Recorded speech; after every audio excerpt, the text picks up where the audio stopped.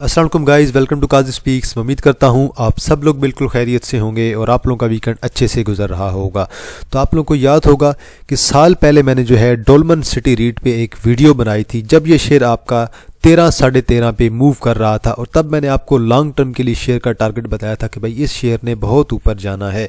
वो वीडियो मैं इंशाल्लाह जो है एंड पे जो है ऐड भी कर दूंगा ताकि एंड स्क्रीन पे आप लोगों को वीडियो वो नज़र भी आ जाए और वीडियो आप लोग दोबारा भी देख लीजिएगा। तो स्टार्ट करते हैं जी। तो डोलमन सिटी राइट पे मैंने साल पहले एक वीडियो बनाई थी जब ये, अगर आप यहाँ पे देखेंगे इसे एक साल पहले, तो तकरीबन ये शेयर 13.5 और 14 के दरमियान यहीं पे मूव करता रहता था। यहीं पे 13.5 पे आता था, 13.40-50 पे 30 पे भी आता था। दैन उसके बाद ये शेयर आपका जो है 14 पे जाके जो है वो सेल हो जाता था, एग्जिट हो जाता था, और डिविडेंड की जो इसकी जो अमाउंट होती थी वो इसकी निकल जाती थी और फिर दोबारा जो शेयर है नीचे आ जाता था। तो बहरहाल ये तब इसका कुछ इस किस्म का सीन चल रहा था कि डिविडेंड एक्स होने के बाद ये फौरी से नीचे गिर जाता था। तो अब अगर देखें इस शेयर को, ये मूव कर रहा है 19.28 पे, 19.28 पे। अब आहिस्ता आहिस्ता ये गिर रहा है और आजकल इसके अंदर अगर आप देखें लॉन्ग टर्म के लिहाज से आज हम इसे देखेंगे। अभी इसका देखें 52 वीक का, अगर वीक की रेंज का अगर आप इसका लो देखें तो 13.46 का आपका लो है, 20.70 का आप लोगों का हाई है। तो मज़ीद इसकी चीज़ें हम देखने की कोशिश करते हैं कुछ, और इसकी जो हमारे पास फ्री फ्लोट है वो 25% है और 75% जो शेयर्स हैं वो कंपनी के पास खुद हैं, उन्होंने होल्ड किए हुए हैं।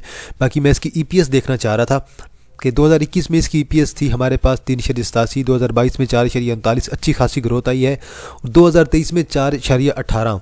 अब इनकी ईपीएस कम हुई है 2023 में पिछले साल की निस्बत, और तब मैंने आपको ये कहा था कि कोई बात नहीं, इंक्रीज़ हो जाएगी। लेकिन 2024 में इनकी इनकम भी इंक्रीज हुई है, इनकम इनकी ज़्यादा आई है। यहाँ पे देखें, अब देखें रेगुलर इनकी इनकम इंक्रीज़ हुई है, लेकिन मसला यहाँ पे आ रहा है प्रॉफिट आफ्टर टैक्सेशन में। प्रॉफिट आफ्टर टैक्सेशन इनका कम हो गया, मतलब इनके ऊपर अच्छा खासा टैक्स लगा है, प्रॉफिट इनके कम हुआ है। तो प्रॉफिट अगर देखें पिछले साल की निस्बत इनका जो है प्रॉफिट भी जो है इस दफ़ा इनकी ईपीएस भी कम आई है एक तो, और दूसरा उसके बाद इनका जो है ऊपर टैक्स भी ज़्यादा लगा है और अर्निंग भी कम थी इस वजह से। तो बहरहाल ओवरऑल अगर देखें तो प्रॉफिट आफ्टर टैक्सेशन इनके पास कम बचा है। एक तो वजह यह है कि इनके ऊपर टैक्सेस ज़्यादा लग रहे हैं, दूसरी वजह यह है कि इनकी अर्निंग भी कम हुई है, तो इस वजह से प्रॉफिट भी आप लोगों का कम आ रहा है। तो अभी जो अर्निंग आई है हमारे पास 3.66 की आई है, तो पिछले साल की अर्निंग थी 4.18। अब ये डिविडेंड तो रेगुलर बेस पे देता है 4 के 4 क्वार्टर का, तो ये स्पेशल डिविडेंड अनाउंसमेंट करके जो है आप लोगों में डिस्ट्रीब्यूट कर देते हैं। क्वार्टरली आपने देखना है तो first quarter, second quarter, third quarter, यहाँ पे फोर्थ क्वार्टर की 0.84 है जो उन्होंने यहाँ पे शो नहीं की है, वो भी आप लोग देख सकते हैं। अब 2025 के पहले क्वार्टर की भी अर्निंग आ गई है जो कि हमारे पास 0.50 है। आगे चलते हैं जी। ये कुछ बेसिक चीज़ें थी इनकी। अगर आप यहाँ पे देखेंगे तो ये रेगुलर बेस पे आप लोगों के साथ डिविडेंड जो है 5% जो है ये आप लोगों के साथ शेयर करते रहते हैं। तो मैं ज़रा इसके कुछ फंडामेंटल्स देखते हैं, उसके बाद हम इसे टेक्निकली देखेंगे जी। पहले ज़रा अगर हम इसकी देखें, करंट प्राइस देखें तो वो हमारे पास 19.29 है, अर्निंग पर शेयर 3.65 है, बुक वैल्यू इसकी 32.41 है, और अगर पी रेशो देखें इसकी राउंड अबाउट आ रही है 5.28 की आ रही है, और अगर इसका डिविडेंड देखें तो 1.50 का इसका डिविडेंड है। डिविडेंड यील्ड को देखें 8.75 की है।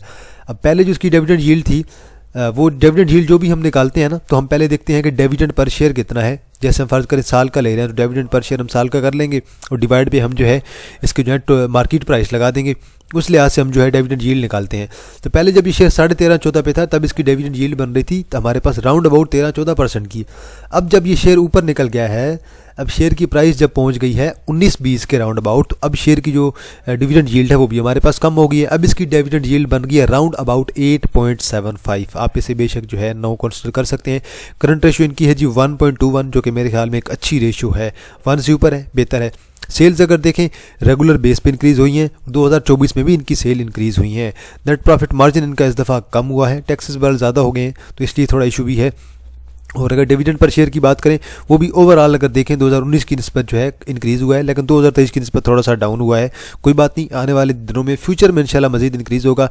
और डिविडेंड यील्ड की बात करें 2019 में 9.73 थी, 2020 में 11.48, 2021 में हमारे पास 11.25, 2022 में 11.09, 2023 में 13.23, और ये पीक था ऐसे बाय करने का। और अभी 2024 में 8.75, क्योंकि ये शेयर ऑलरेडी ऊपर निकल चुका है।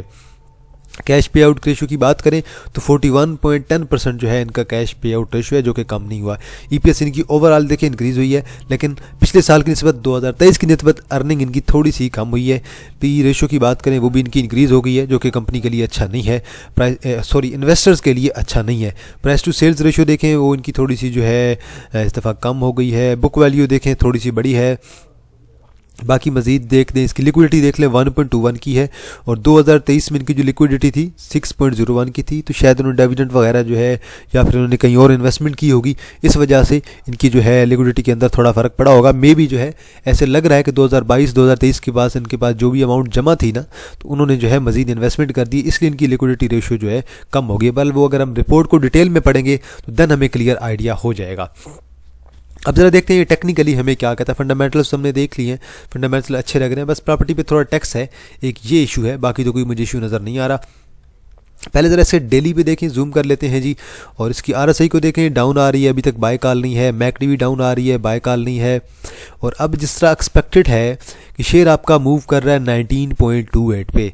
अब इसकी देखें लास्ट क्वार्टर की अर्निंग देखें, 2024 का जो इसका फिस्कल ईयर था उसमें लास्ट क्वार्टर की अर्निंग आई थी 0.83, और जो इनकी करंट अर्निंग बनी थी साल की 2024 की वो बनी थी 3.66। अभी 2025 के फर्स्ट क्वार्टर की अर्निंग आई है इनकी 0.50। ये आरिफ हबीब साहब की कंपनी है जी, ये आप लोगों को बेहतर पता होगा। आरिफ हबीब साहब जिनकी जो है आरिफ हबीब लिमिटेड नाम से जो है उनकी जो है ब्रोकरेज फर्म भी है। तो बल ये एक 19 की सपोर्ट है करंटली, और अगर 19 की सपोर्ट ये शेयर आपका ब्रेक करता है देन एक्सपेक्टेड है कि आने वाले दिनों में ये शेयर की जो आपके पास सपोर्ट बनेगी वो आपकी राउंड अबाउट इस ट्रेंड लाइन के मुताबिक तकरीबन जो है 18.40-50 के राउंड अबाउट बनेगी। और अगर ये ट्रेंड लाइन आपका एक लॉन्ग टर्म का ट्रेंड है, अगर ये ट्रेंड आपका ब्रेक होता है लॉन्ग टर्म के लिए, देन आई थिंक सो कि ये यहाँ से ब्रेक करेगा, तो देन हमें जो है लॉन्ग टर्म के लिए 18 और देन लॉन्ग टर्म के लिए मज़ीद जो है हमें 17 के लेवल पे मिल सकता है। तो अगर मार्केट हमारी फ़र्ज़ करें गिरती है अगर 1 लाख से, इस पर थोड़ा बहुत इंपैक्ट आएगा, ज़्यादा इस शेयर पे इंपैक्ट नहीं आता है, क्योंकि ये शेयर जो है अपनी मूव खुद बनाता है, खुद ही कैमुलेट होता है और खुद ही चलता है। इंडेक्स के साथ ये शेयर आपका मुकम्मल तौर पे नहीं चलता, इंडेक्स के साथ इसका ज़्यादा लेना देना नहीं है। इंडेक्स अगर बहुत ज़्यादा गिरेगा तो तब ये शेयर गिरेगा, अगर इंडेक्स डाउन आएगा तो लाजमी नहीं है कि ये शेयर आपका डाउन आए। तो आई थिंक सो कि अगर ये शेयर आपको 19 के लेवल पे कुछ मिलता है, यहाँ पे 10% या 20% बंदा जो है इसे बाई कर सकता है, और देन मज़ीद जो है बाइंग 18.50 के राउंड अबाउट की जा सकती है 20-30%, और मज़ीद जो बाइंग है वो 18 पे रखी जाए, और देन जो है अगर एवरेजिंग वगैरह करनी हो तो मेरे ख्याल में लॉन्ग टर्म के लिए 17 पे जो है इसे एवरेज कर लिया जाए। अगर आने वाले दिनों में ये शेयर आपको 18 पे मिल जाता है देन आई थिंक सो कि आपको 10% की जो है डिविडेंड यील्ड मिल जाएगी। 10% का गेन अगर आप लोगों को आ जाए, 10% की डिविडेंड यील्ड आप लोगों को आ जाए, तो देन मेरे ख्याल में एक अच्छी डिविडेंड यील्ड है। तो 10% की डिविडेंड यील्ड के साथ एक ऐसे शेयर के अंदर जिसके अंदर बिल्कुल रिस्क नहीं है, आप लोग ज़रूर जो है इन्वेस्टमेंट कर सकते हैं। तो बल ये टेक्निकली मैंने आपको बताया, और फंडामेंटल्स जो है ऑलरेडी मैंने आप लोगों को एक दफ़ा पहले बता दिए हैं। अब मैं सिर्फ एक चीज़ मैंने जो पिछली वीडियो में एक दफ़ा डिस्क्राइब की थी आप लोगों से, वो मैंने ये की थी कि लॉन्ग टर्म के लिए ये शेयर बहुत अच्छा है, लॉन्ग टर्म के लिए ये शेयर आपको बहुत तगड़ा गेन देने वाला है। अब अगर देखते हैं कि जिस तरह से प्रीवियस पैटर्न हमारा फॉलो हुआ है, क्या अब दोबारा ऐसे ही पैटर्न फॉलो होगा? अगर ऐसे ही दोबारा पैटर्न फॉलो होता है तो देन मेरे ख्याल में मैक्सिमम 17 से के बाद जो है देन दोबारा हमें 20+ जो है 21-22 तक की एक रैली आनी चाहिए।